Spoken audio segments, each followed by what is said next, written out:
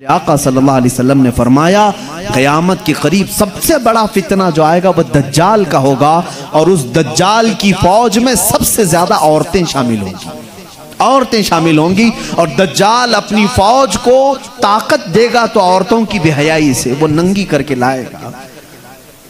भूखे सब्सक्राइब कीजिए हमारे चैनल नूर रज़ा को और बेल आइकन को प्रेस कीजिए जिससे आपको हमारी न्यू वीडियो की नोटिफिकेशन मिलती रहे। ऐ मेरे नौजवानों, अपनी बच्चियों को, अपनी बहनों को, अपनी माओं को, अपनी बीवियों को ये तमीज सिखाओ। क़यामत के दिन एक बंदा इसलिए जहन्नम में जा रहा होगा, मेरे आका फरमाते हैं दयूस जहन्नम में जाएगा। पूछा जा गया ये कौन है दयूस? कहा गया जिसकी औरत बेपर्दा बाहर निकलती थी उसे दोज़ख में डाला जा रहा था। तो सोचो कि उस औरत पर क्या अज़ाब होगा। तुम्हारे ऊपर तुम्हारी औरतों का भी हक है, तुमने क्यों इसको पर्दे में नहीं रखा? तुमने इसको हयादार क्यों नहीं बनाया? अपनी बच्चियों की सही तरबियत करो, अपनी बहनों की सही तरबियत करो।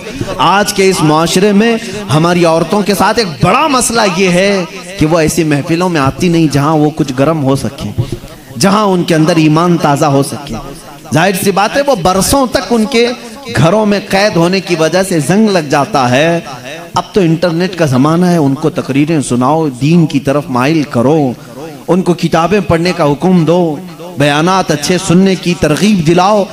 वरना अक्सर औरतों का हाल ये होता है ना उनके लिए जुम्मा है, ना ईदैन है, ना कभी वो महफिलों में आती हैं, जिसकी वजह से टीवी में जो देखा वही उनके दिल में उतरने लगा, इसलिए बिगाड़ आया।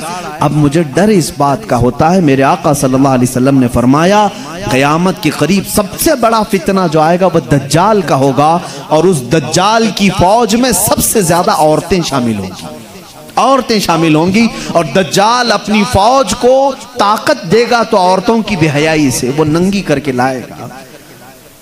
भूखे भेड़िए की तरह नौजवान उनकी तरफ झपट जाते हैं। आज भी यही हाल है। कुत्ते भी उस तरह से नहीं झपटते जिस तरह कुछ अय्याश तबीयत के नौजवान औरतों की तरफ लपक जाते हैं। तुम्हारा इम्तिहान है, तुम्हारा इम्तिहान है।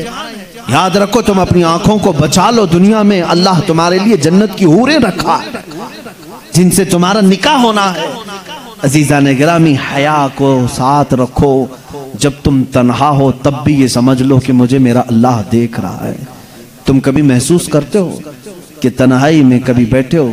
एक नौजवान ने कहा था कि मैं उससे गलती हो रही थी, उसके तौबा करने का वो एक वाकया मैं बता रहा हूँ कैसे वो बाज आ गया। कहा कि मैं मोबाइल ही लेकर के बैठा था, तन्हा था कमरे में, माँ बाप नहीं, भाई बहन कुछ भी नहीं।